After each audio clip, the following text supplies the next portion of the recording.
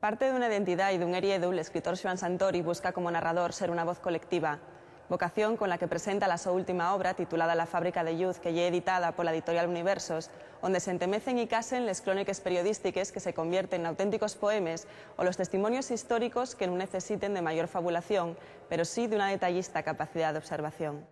Tiempo de llagarteses. El verano que los gitanos llegaron a ocupar el tallerón abandonado, que en su día fuera promesa de modernidad para el pueblo, la alarma empapizó pegañosa cada corrada del pueblo. Los nenos entendimos na gravedad, na conversación de los adultos, lo que eso significaba. Cuando cortaron la traída de agua tallando el tubo, nada más dijeron: solo iba a coger agua y me se rompió. Aquello significó que tuvimos que llevarnos a lo antiguo, enriba una palangana aguantando el refiertar del esmás ante las nuestras nueva y secreta emoción, y que la escaecida fonte del pinganón se convirtiera en lugar del encuentro y conciliábulo para la xente. Del so chorro limpio y constante surdía un ruserrush nuevo y inquietante. D'algo habría que facer. Un día pasemos per delante del tallerón y les dos neñes, recién llavaes, de pies y al sol, miráronnos altives como nobles hindúes, coronáis por un rodillo de pelo y toalla. Escapemos vociando: me se rompió, me se rompió. Los mayores fueron destilando un rancor que ellos llantaban a los recién llegados en forma de silencio y que nos enguizaba a nosotros, los más mayorinos de entre los críos, a plantallos cara.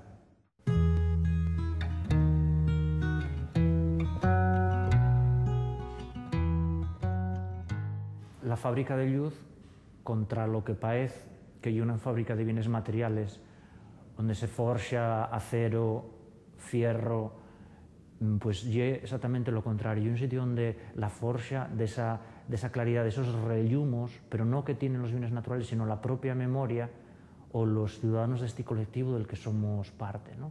Entonces, a mí una cosa que siempre me maravilló mucho no eran los grandes fechos, las grandes obras que facían los reis de las grandes naciones, sino por qué un individuo en un momento dado pasaba de ser una simple persona, un simple home, una mujer, a agarrar esa cualidad casi divina que tenemos todos, ¿no? Que y ese paso en el que se cambia de ser una persona normal a convertirse en un héroe. La fábrica de lluz y eso, cómo se forjan los héroes. Entonces hay un relato, son varios relatos, un panorama de ellos que van dando cuenta de fechos en que la cotidianidad a mí pues me ofertó esa capacidad de sorpresa, ¿no? Entonces, siempre poniendo bien la orella, abriendo bien los huellos, hubo relatos a lo largo de los días que a mí me llamaron la atención. Tiene esa forma, bueno, digo que son relatos, pero en realidad tienen forma de poema. Otros agarraron forma a través de una simple crónica periodística. Es decir, van formando como si fuera una panoplia de diferentes géneros literarios que lo que hacen es retratar desde muchos puntos de vista una realidad que es la nuestra, una realidad positiva. Es decir, usando la memoria, usando la vida cotidiana, indicar por qué caminos se puede tirar manteniendo siempre esa dignidad y esa cualidad superior de la gente.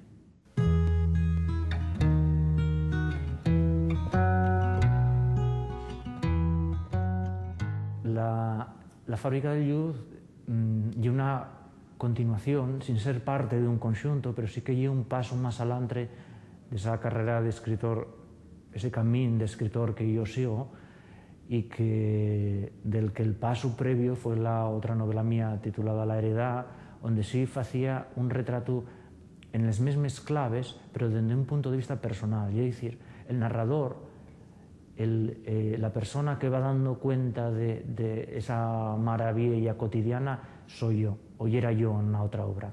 Aquí hay un paso más adelante, porque bueno, pues la reflexión desde el punto de vista personal yo creo que acabé ahí y lo que quise dar ya era entrada a muchos otros personajes, muchos otros protagonistas que en realidad ofertaban secuencias de la vida que talmente parecían películas y que yo, a la hora de abordarlo literariamente, dime cuenta que muchas veces podía estropear esas historias poniéndome a mí de narrador. Así que lo que hice fue poner a los propios protagonistas narrando la historia. De ahí hay una historia muy que yo quiero pensar que es central en la fábrica del Youth, que es la historia que se intitula El camión, del que tiene un protagonista que es Jesús Vázquez, que por los avatares históricos toca vivir la guerra civil y escapar de un fusilamiento de una de esos saques terribles en acabando la guerra en Asturias. Y tan potente ese relato, un relato no solo de la aventura, sino de las reflexiones que una persona sometía a esas presiones tiene en esos momentos, que creo que da cuenta muy bien de esas claves de las que yo quería dar cuenta, que era ese paso que da de ser una persona del día a día a convertirse en un héroe. Y en este caso tengo al héroe en persona contándolo. Eso es una de las partes, digo, contada por ese personaje. Hay otros formatos que son, por ejemplo, la crónica periodística o el poema basado en una noticia radiofónica, que lo que fan es dar ese panorama colectivo. Es decir, ya no es el yo el que va contando, no es el narrador, un solo narrador. Son múltiples narradores, son muchas voces los que van haciendo esa fábrica de luz.